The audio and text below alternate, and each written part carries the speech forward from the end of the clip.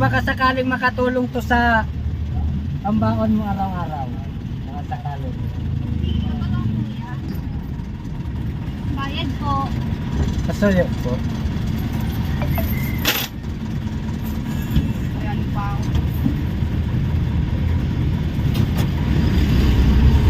Manong, bayad po.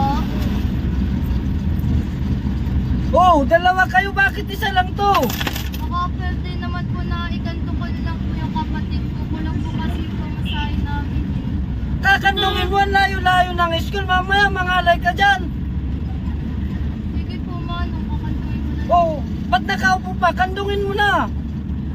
Pinapakanto mo pa yun. Luwag naman ang upuan eh. Ay naku ate, mga style na yan ng mga estudyante na yan. Dalawa sila. Tapos isang babayad. Para maranasan nila kung gaano kahirap magkandong. Kung,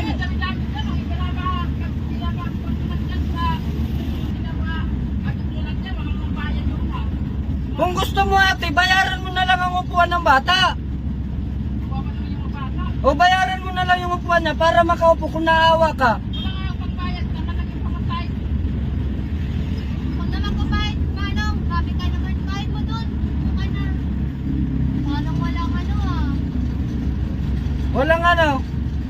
Hindi ko rin ako naawa. Kita mo mga estudyante yan, di ba? Ay naku ate, sanay na kami dyan ate sa mga ganyang style. Kunyari, isa ibabayad. Tapos, paano yan? Paglaki, ganun na lang, masasanay sila. Ano mo naman masasabi? O, sukli mo.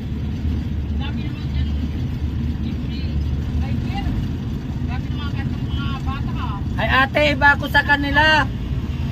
Hindi ako yung jeepney driver na ano. Inaano ko yan para matuto, para paglaki nila, hindi na sila. Ay kung naawa ka, di binayaran mo sana. Oo. Kuya, tumigil ka na. Pinapaliwanag ko lang.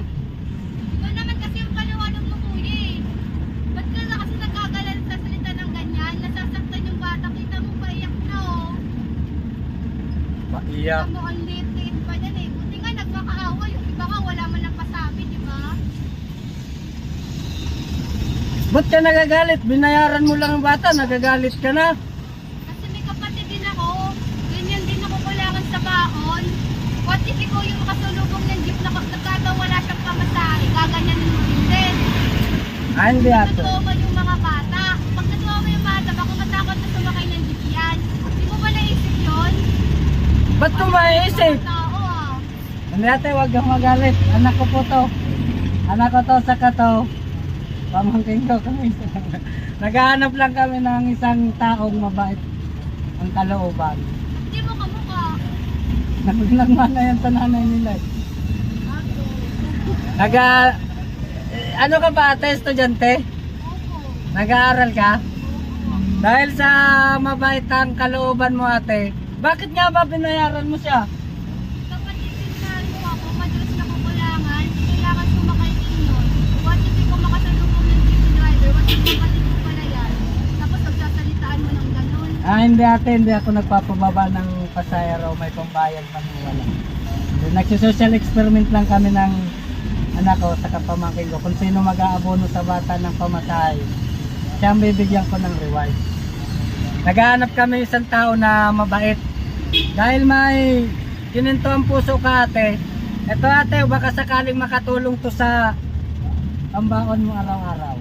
Baka sakaling. Kapag kuya, Opo. thank you po. Huwag po kayo mag-alala. Makakatulong po sa akin talaga. Pati na rin po sa mga kapatid ko nag-aaral. Dahil mabait ka, ayan, sa'yo na yan. Reward ko na yan sa'yo. Ha? Thank you po. Susunod po kasi magdala na kayo ng pambayad sa jeep. Hindi, anak ko nga po yan. Social experiment lang namin. Anak ko yan eh. Dito na lang po ako para po. Sige po, ingat po. Thank you po.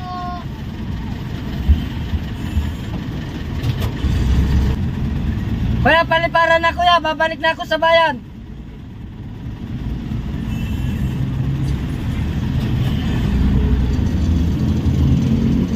Mabait yung bata ano na. Opo. Apakabait. Pero yung binigyan kayo ng pamasahe.